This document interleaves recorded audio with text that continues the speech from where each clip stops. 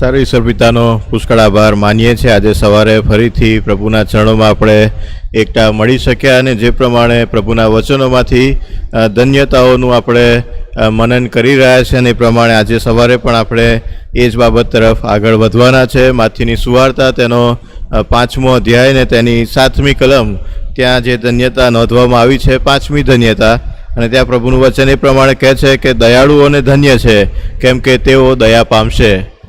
દયાળુઓને ધન્ય છે કેમ કે તેઓ દયા પામશે। હવે દયાના સંબંધમાં આપણે ભૂતકાળની અંદર જ્યારે પવિત્ર આત્માના ફળ વિશે આપણે અભ્યાસ કર્યો ને ત્યાં માયાળુપણું એ બાબત, એ શબ્દનો આપણે અભ્યાસ કર્યો હતો કે કેવા પ્રકારની બાબત છે, કેવી રીતે આપણે એને પ્રાપ્ત કરી શકીએ છીએ, અને ઘણી બધી બાબતો આપણે એમાંથી જોઈ ગયા। અને એટલા માટે વધારે વિસ્તારમાં આપણે એ દિશા તરફ આગળ વધવાના નથી, પણ આ દયાના સંદર્ભમાં આપણે કેટલીક બીજી બાબતો જે બહુ અગત્યની છે અને જે પ્રભુનું વચન આપણને બતાવે છે એના સંદર્ભમાં આપણે દ્રષ્ટિ કરવાના છે। હવે જો આ દેવની દયાને આપણે સમજવી હોય કે જે દયા આપણને આપવામાં આવી છે, તો જે બાબત ગઈકાલે સવારે આપણે આ ધન્યતાઓના માળખા સંબંધી જોઈ હતી એમાં આપણે ફરીથી દ્રષ્ટિ કરવી પડે। અને એમાં જેમ મેં ગઈકાલે કીધું હતું, પહેલી 4 ધન્યતાઓ છે, એ 4 ધન્યતાઓ આપણા જીવનનો એક ખાલીપો દર્શાવે છે, એક ઉણપ, એક અધૂરાપણું દર્શાવે છે કે જેના કારણે આપણે દેવની પાસે દોડી જઈએ છીએ। એ ન્યાયપણાની ભૂખ અને તરસ આપણા જીવનમાં ઉત્પન્ન થાય છે, અને જ્યારે એ આત્મામાં રાખ બનીએ અને એ આપણી ગરીબાઈ, આત્મિક ગરીબાઈને લીધે આપણે શોકિત થઈએ, પસ્તાવિત હૃદય સાથે દેવની આગળ નમ્ર થઈએ, અને જ્યારે નમ્ર થઈને દેવની પાસેથી દેવના ન્યાયપણાની અપેક્ષા રાખીએ અને ત્યારે ખ્રિસ્તનું ન્યાયપણું આપણને આપવામાં આવે, અને એ બાબત આપણે ગઈકાલે જોઈ હતી। અને જ્યારે ખ્રિસ્તનું ન્યાયપણું આપણને આપવામાં આવે છે ત્યારે આપણને એનું ભાન થાય છે કે ખ્રિસ્તે મને ને તમને આપણને ન્યાયી ઠરાવવાને માટે કેટલી હદ સુધી પોતાની કિંમત ચૂકવી। અને એફેસીઓનો પત્ર 5મો અધ્યાય 9મી ને 10મી કલમ જે ગઈકાલે પણ આપણે જોઈ હતી કે જ્યારે આપણે પાપી હતા ત્યારે ખ્રિસ્ત આપણા માટે મૂવો, આપણા માટે એમણે પોતાને વધસ્તંભને આધીન કર્યા, આપણા પાપો પોતાની ઉપર લીધા અને આપણા ઉપર દયા કરી। જે કોપ, દેવનો જે ન્યાયાસન જેની આગળ આપણે હાજર થવાનું હતું, આપણા પાપોને કારણે જે શિક્ષા આપણે ભોગવવાની હતી એ પ્રભુએ પોતાની ઉપર લીધી અને આપણા ઉપર દયા કરી। એમનું ન્યાયપણું મને ને તમને આપણને આપ્યું, અને એ દેવની દયા કે જે દયાને હવે આપણે બીજાઓની આગળ દર્શાવવાની છે, આપણે હવે સામે દયાળુ બનવાનું છે। અને એ બાબત ત્યાં પ્રભુનું વચન કહે છે કે દયાળુઓને ધન્ય છે। હવે આપણે દયા પ્રાપ્ત કરી લીધી અને પછી આપણે દયા કરવાની છે, ને એટલા માટે આપણે એવું કહીએ કે દયાળુઓને ધન્ય છે, પણ પાછળ એવું કહે છે કે કેમ કે તેઓ દયા પામશે। હવે મને તો દયા મળી ગઈ છે, પ્રભુએ મારા માટે કિંમત ચૂકવીને મારા પર દયા કરી, અને હવે બદલામાં હું દયાળુ બનું, પણ હવે હું દયાળુ બનું તો મને ફરી કેવી દયા મળે? હું દયા કરીશ તો હું દયા પામીશ, એવું ત્યાં એ ધન્યતા જણાવે છે। તો એ કેવી રીતે શક્ય બને, શું બાબત છે, એ આપણે આજે સવારે બહુ ટૂંકમાં જોવા માગીએ છીએ। હવે જ્યારે દયા કરવાની બાબત આવે છે ત્યારે કેટલી બધી જગ્યાએ આપણે આપણા જીવનોની અંદર જૂઠી ધાર્મિકતાની અંદર, ખોટી બાબતોની અંદર કે ખોટી માન્યતાઓની અંદર ખેંચાઈ જઈએ છીએ ને એમાં પરોવાઈ જઈએ છીએ। આપણને એવું લાગે છે કે આપણું જીવન બહુ જ સારું છે, પ્રભુના વચનોને આધીન છે, આપણે દેવના મહિમાને માટે ખર્ચાઈ રહ્યા છે, આપણે જાણે કે દયા જ કરી રહ્યા છે, અને ત્યાં આપણે કેટલીક બાબતોને ચૂકી જઈએ છીએ। અને એ બાબતો તરફ તમારું ધ્યાન દોરવા માગું છું। 3 શાસ્ત્રપાઠ તમારી આગળ હું વાંચવાનો છું। માથીની સુવાર્તા 9મો અધ્યાય તેની 10મી કલમથી આગળ, અને ઝાંખી દાણીની જે રીતે, માથી દાણીની જે રીતે ત્યાં પસંદગી કરવામાં આવે છે, પ્રભુ માથી દાણીને બોલાવે છે, અને પછી માથી દાણીના ઘરે ઈસુ જમવા બેઠા છે, અને 10મી કલમથી આગળ જે ઘટના બને છે ત્યાં એ પ્રમાણે કહે છે કે ઘરમાં તે જમવા બેઠો ત્યારે જુઓ ઘણા દાણીઓ તથા પાપીઓ આવીને ઈસુની તથા તેની શિષ્યોની સાથે બેઠા, અને ફરોશીઓએ એ જોઈને તેના શિષ્યોને કહ્યું કે તમારા ઉપદેશક દાણીઓની તથા પાપીઓની સાથે શા માટે ખાય છે? અને અહીંયા ફરોશીઓ એવું માનતા હતા કે અમે બહુ સારા છે, અમે બહુ ધાર્મિક કૃત્યો કરીએ છીએ, અમે દેવના પસંદ કરેલા માણસો છે, અને અમારા જેવા જીવનો બીજા કોઈના નથી, અમે શુદ્ધ છે, પવિત્ર છે। એમના ઉપર જે દયા કરવામાં આવી હતી એને એ લોકો ભૂલી જાય છે. અને ત્યારે પછી 13મી કલમની અંદર ઈસુ ખ્રિસ્ત એમને જે જવાબ આપે છે એ બહુ અજાયબ જેવો છે. ઈસુ ખ્રિસ્ત એ 13મી કલમમાં 9મો અધ્યાય અને 13મી કલમ એ પ્રમાણે કહે છે, પણ યજ્ઞ કરતા હું દયા ચાહું છું એનો અર્થ શું છે એ જઈને શીખો. યજ્ઞ કરતા હું દયા ચાહું છું એનો અર્થ જઈને પહેલાં તમે શીખો. અને એ બાબત પ્રભુ ઈસુ ખ્રિસ્ત આ શાસ્ત્રીઓ અને ફરોશીઓને, આ કહેવાતા ધાર્મિક લોકોને ત્યાં પ્રભુ કહે છે, તમે લોકો એ યજ્ઞો કરવામાં વ્યસ્ત થઈ ગયા છો, ધાર્મિક ક્રિયાકાંડો કરવામાં વ્યસ્ત થઈ ગયા છો. તમને એવું લાગે છે કે અમે આ બધું કરીએ છીએ અને એના દ્વારા અમે દેવનો પ્રેમ, દેવનું પવિત્રીકરણ પ્રગટ કરીએ છીએ અને બદલામાં દેવ અમારી ઉપર દયા કરશે. પણ પ્રભુ કહે છે કે હું એ યજ્ઞોને ચાહતો નથી, એ યજ્ઞોને હું નકારું છું. યજ્ઞો કરતાં હું દયા ચાહું છું. અને એટલા માટે આપણા યજ્ઞો, આપણી મોટી મોટી કહેવાતી સેવાઓ, કે આપણા મોટા મોટા કહેવાતા દાનો, કે આપણા મોટા મોટા કહેવાતા ક્રિયાકર્મો, એનાથી પ્રભુ ખુશ થતા નથી, પણ એનાથી વિશેષ દયાથી ખુશ થાય છે. પેલી બધી બાબતો ચોક્કસ છે, એ સેવાનો અગત્યનો ભાગ છે, એના માટે દેવ કૃપા આપે છે.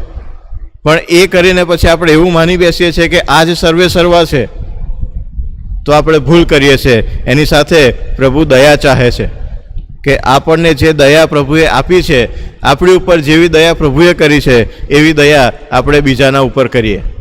એ દયાને લઈને આપણે જગતમાં જઈએ. અને ત્યારે જે પ્રમાણે એ લુકની માથીની સુવાર્તા 10મા અધ્યાયમાં વાંચ્યું એ પ્રમાણે કેટલા બધા એવા પાપીઓ છે, દાણીઓ છે, કેટલા બધા એવા છે કે જેમને આત્મામાં રાખ થવાની અને શોક કરવાની અને પછી એ નમ્ર થવાની ને ન્યાયપણાને પ્રાપ્ત કરવાની ભૂખ અને તરસ એ પરિસ્થિતિની અંદર લાવવાની જરૂર છે કે જેથી એ લોકોને પણ દેવની દયા પ્રાપ્ત થાય. અને એ માટે મારે ને તમારે આપણે દયાળુ બનીને જવાનું છે. શાસ્ત્રીઓ અને ફરોશીઓ એમાં નિષ્ફળ જાય છે. એટલા માટે માથીની સુવાર્તા 23મા અધ્યાયની અંદર ઈસુ ખ્રિસ્તે શાસ્ત્રીઓ અને ફરોશીઓને અફસોસ એવો શબ્દ વાપરે છે. કેમ? કારણ કે તમે બહારથી બહુ જ સારી સારી બાબતો કરી જાણો છો, બહારથી બધા જ સારા સારા ક્રિયાકાંડો કરો છો, તો એ પ્રમાણે કહે છે કે તમારા વાસણો તમે બહારથી ધોવો છો પણ અંદરથી મેલા છે, કારણ કે તમે દયા કરવાનું ચૂકી ગયા છો. માથીની સુવાર્તા 23મો અધ્યાય અને 23મી કલમથી આગળ ઘણી કલમો છે, આપણે નથી વાંચતા, પણ ત્યાં ઈસુ ખ્રિસ્તે દયા માટે એ શબ્દ વાપરે છે કે તમે આ બધું કરો છો પણ દયા નથી કરતા અને એટલા માટે તમને અફસોસ છે, તમને ધન્ય નથી. બીજા શબ્દોમાં કહીએ તો હવે લુકની સુવાર્તા તેના 10મા અધ્યાય તરફ આપણે આગળ વધીએ. લુકની સુવાર્તા તેનો 10મો અધ્યાય અને ભલા સમૃદ્ધિનું દ્રષ્ટાંત આપણે બહુ સારી રીતે જાણીએ છીએ. અને ત્યાં એ ભલા સમૃદ્ધિનું દ્રષ્ટાંત કે જ્યાં એક પંડિતે ઈસુ ખ્રિસ્તને પ્રશ્ન કરે છે કે મારે શું કરવું જોઈએ, અને પછી કે છે મારો પડોશી કોણ, અને ઈસુ ખ્રિસ્તે ભલા સમૃદ્ધિનું દ્રષ્ટાંત આપે છે કે છે એક યાજક ત્યાં થઈને ગયો, એક લેવી ત્યાં થઈને ગયો, અને હવે એક સમૃદ્ધિ આવ્યો. અને સમૃદ્ધિએ પેલા માણસની સાથે જે બાબત કરી એ બધું આપણે જાણીએ છીએ. પણ એના અંત ભાગની અંદર ઈસુ ખ્રિસ્ત પેલા પંડિતને પ્રશ્ન પૂછે છે. લુકની સુવાર્તા 10મો અધ્યાય અને તેની 36મી કલમ. ઈસુ ખ્રિસ્ત પેલા પંડિતને કહે છે, હવે તું શું ધારે છે, લૂંટારાના હાથમાં પડેલા માણસનો પડોશી એ ત્રણમાંનો કોણ ઠર્યો? અને પંડિત અહીંયા ઈસુ ખ્રિસ્તને એ પ્રમાણે જવાબ આપે છે, તેણે તેને કહ્યું કે જેણે તેના પર દયા કરી તે. અને પછી ઈસુ ખ્રિસ્ત કહે છે કે ઈસુએ તેને કહ્યું કે તું જઈને એ પ્રમાણે કર. યાજક કે લેવી એ આ માણસનો પડોશી નથી ઠરતા, કારણ કે દયા કરવામાં નિષ્ફળ જાય છે, દયા નથી કરી શકતા, એ દયાળુ નથી બનતા. અને ત્યારે પેલો પંડિત એ શાસ્ત્રી ઊભો થઈને કહે છે કે જેણે એના પર દયા કરી એ એનો સાચો પડોશી ઠર્યો. અને ઈસુ કહે છે કે હવે તું પણ જઈને એ પ્રમાણે કર. એ યજ્ઞો ચડાવવામાં વ્યસ્ત ના રહીશ, એની પાછળ તારું જીવન ના ખર્ચીશ, પણ દયા કર. તું જઈને એ પ્રમાણે કર. તારા પડોશીઓની પ્રત્યે તું દયા કર. અને હું ને તમે આપણે એ દયા કરવામાં નિષ્ફળ જઈએ છીએ. હવે મેં શરૂઆતમાં કીધું એ પ્રમાણે જે આખું માળખું આપણે ધન્યતાઓનું જોયું, અને ત્યાં જે બાબત આપણે જોઈ કે એ ધન્યતાઓના માળખામાં પહેલી 4 ધન્યતાઓને એની અંદર આપણને કેવી રીતે દયા પ્રાપ્ત થઈ, પ્રભુએ કેવી રીતે આપણા ઉપર દયા કરી અને આપણને ખ્રિસ્તનું ન્યાયપણું ભેટ તરીકે આપ્યું, એ બાબત આપણે જોઈ ગયા. અને પછી કહે છે કે હવે તમે દયાળુ બનો તો તમે દયા પામશો. હવે દયા મને ઓલરેડી મળી છે, અને હવે બદલામાં હું દયાળુ બનું છું, તો હું કેવી રીતે દયા પામું છું એ બાબત આપણે જોવા માગીએ છીએ. માથીની સુવાર્તા તેનો 18મો અધ્યાય અને પછી તેની 21મી કલમથી આગળ જે આખું એક દ્રષ્ટાંત છે. ઈસુ ખ્રિસ્તને પિતર પ્રશ્ન પૂછે છે કે મારા ભાઈ મારી વિરુદ્ધ કેટલી વાર અપરાધ કરે અને હું કેટલી વાર તેને માફ કરું છું? 7 વાર સુધી. અને પછી ઈસુએ તેને કહ્યું કે 7 વાર સુધીનું હું તને નથી કહેતો, પણ 70 ગણી 7 વાર સુધી. અને પછી આખું જે રાજાનું દ્રષ્ટાંત આવે છે કે એક રાજાએ પોતાના લેણદારોને બોલાવ્યા અને પછી બધું પોતે જે બધું વસૂલવાનું શરૂ કર્યું. અને એક માણસ કે જેને 10,000 તાલંતનું દેવું હતું એને લાવવામાં આવે છે અને પછી એ કહે છે કે મારા ઉપર દયા કર, હું તારું બધું વાળી આપીશ. અને રાજાને આ ચાકર ઉપર દયા આવે છે અને કહે છે જા, તારું બધું માફ કરી દીધું. પછી એ માણસ એ ચાકર બહાર જાય છે અને એના સાથી ચાકર કે જેને 100 દિનારનું દેવું હતું અને કહે છે કે એનો ટોટો પકડ્યો, એવા શબ્દો ત્યાં લખવામાં આવ્યા છે. અને પછી કહે છે કે જ્યાં સુધી આ મારા 100 દિનારનું દેવું વાળે નહીં ત્યાં સુધી એને કેદખાનામાં નાખો. એ ચાકરને રાજાએ દયા કરીને એનું 10,000 તાલંતનું દેવું માફ કરી દીધું. એના ઉપર રાજાએ દયા કરી અને હવે સામે એણે દયા કરવાની હતી એના સાથી ચાકર ઉપર, પણ એ દયા નથી કરી શકતો, એ દયાળુ નથી બની શકતો અને એના સાથી ચાકરને કેદખાનામાં નખાવે છે. અને જ્યારે રાજાને આ બાબતની ખબર પડે છે ત્યારે રાજા જે બાબત કહે છે એ આપણે જોઈએ 32મી કલમથી આગળ, માથીની સુવાર્તા 18મો અધ્યાય અને 32મી કલમથી આગળ. ત્યારે તેના શેઠે તેને બોલાવીને કહ્યું કે અરે દુષ્ટ ચાકર, તે મને વિનંતી કરી માટે મેં તને તે બધું લેણું માફ કર્યું. મેં તારા પર જેવી દયા કરી તેવી દયા શું તને પણ તારા સાથી ચાકર પર કરવી ઘટારત ન હતી?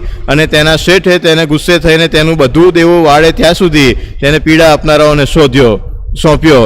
એ પ્રમાણે જો તમે પોતપોતાના ભાઈઓનો અપરાધ અંતઃકરણથી માફ નહીં કરો તો મારો આકાશમાંનો બાપ પણ તમને એમ જ કરશે.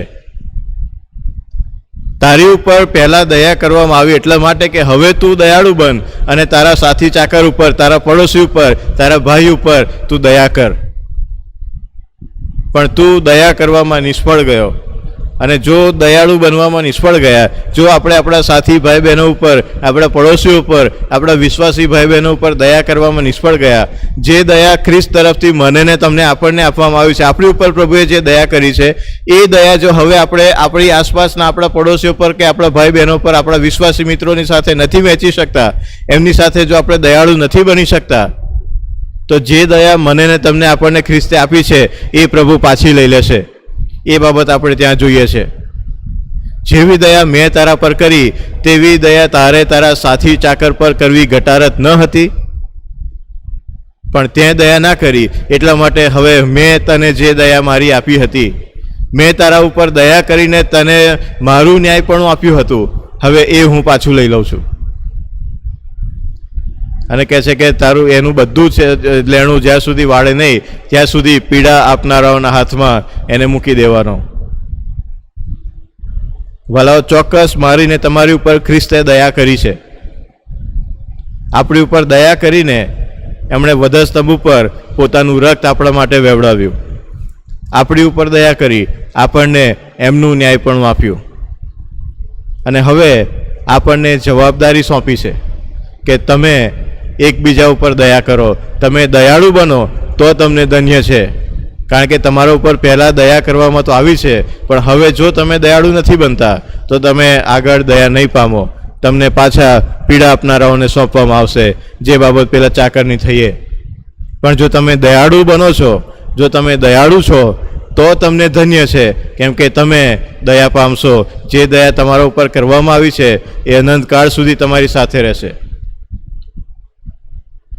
કારણ કે જ્યારે દેવના રાજ્યાસન આગળ ઊભા રહેવાનું આવશે, જ્યારે દેવ ન્યાય કરવા માટે બેસશે, ત્યારે આપણા કોઈ સારા કામો ત્યાં નહીં દેખાય. ત્યાં ફક્ત ખ્રિસ્ત દ્વારા દેવે મારાને તમારા ઉપર જે દયા કરી છે એ દયા દેખાશે. એ દયાના લીધે, પ્રભુની દયાના લીધે આપણે દેવના રાજ્યનો વારસો પામી શકવાના છે. એ સિવાય આપણી બીજી કોઈ સારી બાબત નથી. અને જો એ દયાને આપણે ગુમાવી બેઠા તો પીડા આપનારાના હાથમાં સોંપવા સિવાય બીજી કોઈ રસ્તો આપણી પાસે નહીં બચે. અને એટલાને માટે દયાળુઓને ધન્ય છે. આપણને દયા મળી છે, આપણે દયા કરતા શીખીએ. આપણે એ દયાને વહેંચતા શીખીએ. આપણા હૃદયોમાંથી એ દયા ઉભરાઈ આવવી જોઈએ કે જેમાંથી અનેક લોકો આશીર્વાદ પામે, અને તો એ દેવની દયા આપણા જીવનોમાં ચાલુ રહેશે અને આકાશના રાજ્યનો વારસો એ આપણો બનશે. પ્રભુ આ વચન દ્વારા આપણ સર્વને આજે સવારે એમની આશીષ પૂરી પાડો. આમેન. આપણા મસ્તકો પ્રભુની હજુરમાં નમાવીએ, પ્રાર્થના કરીએ. પ્રભુ, અમે તમારો પુષ્કળ આભાર માનીએ છીએ, કારણ કે તમે દયા દર્શાવનાર ઈશ્વર છો.